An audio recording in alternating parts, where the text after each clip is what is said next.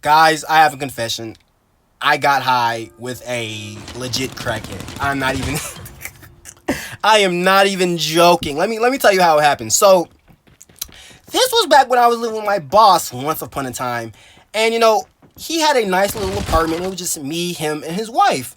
And I still, I like to smoke. I like to smoke weed, I like to get high. So, he would always, pay me because I used to work for him, so I always had money. So, the mission was to find somewhere where I could get weed. So, I left the apartment complex and I was walking out of the neighborhood, just walking down the street, just, the neighborhood and, the type of area I was around, it was really easy to find someone who can sell you drugs. Like, it was just easy. Like, it was not that hard. Everyone had weed. There was someone who had it. So, I was going to go find it. So, I was walking up the street and, all of a sudden, there's this person walking towards me. And he was walking just like I was. And eventually, we ran into each other. And, this made me think it was fate because he also was trying to get high too. But, he had, Rellos.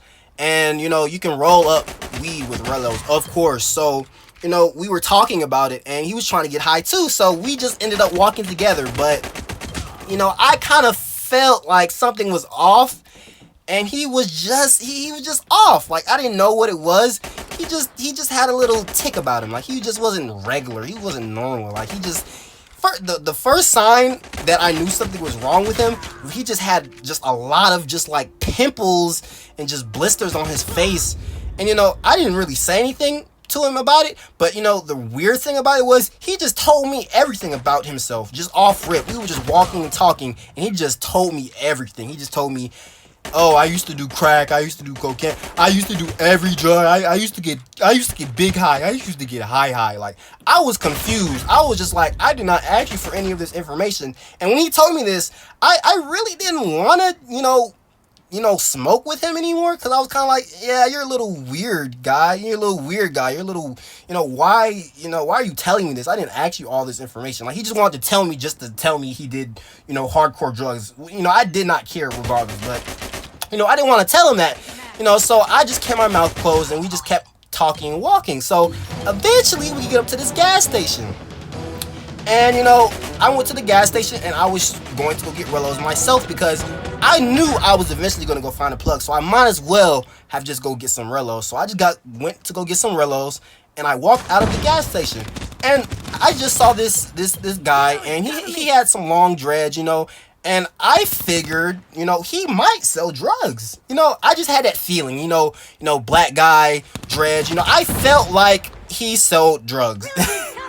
I know, guys, I'm just a stereotypical, like, bad person, but, it ended up working out, because I was right. I was right. He sold weed. It was so crazy. I was just like, I knew it. I knew you sold weed. So I ended up buying some, and my former crackhead friend bought some too. So, we went in the forest and kind of rolled up a little bit because I didn't feel like walking all the way back to my boss's apartment just to go roll up and smoke. So, we just kind of took a pit stop over by like, a little intersection where there's a little forest kind of. So, cars are driving by, and on the right side of it, there's a little forest area. So we kind of jumped in a little forest area and we were just smoking. We were just smoking and talking, but it got kind of weird really quick. And, he started acting weird. Like, he started acting so weird. He was just telling me everything that I did not want to know. He told me about his future life, how his mom raped him, how his brother shot him, just a bunch of shit I did not care about, because for the most part, I felt like he was lying, because he just kept making up stories. Like, he just kept making up just the most unbelievable stories. Just, he used to jump out of helicopters, and he used to, like, what are you talking about? I'm older than you and you're jumping out of helicopter? What are you talking about? It was just so weird to just, his true colors started to come out when he got high. So, after about 10-15 minutes of smoking with him, I was kind of feeling a little bit uncomfortable because he was getting a little bit weird.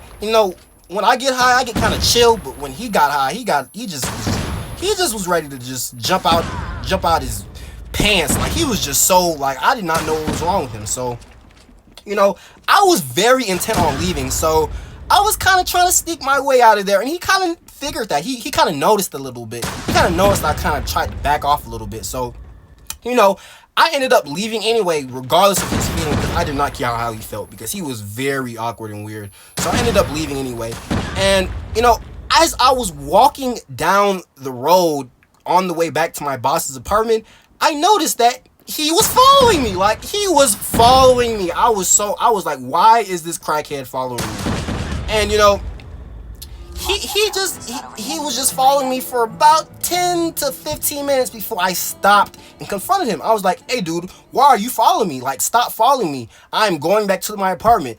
And, you know, he was just trying to follow me, and he ended up leaving. He ended up like saying, okay, my fault, dude.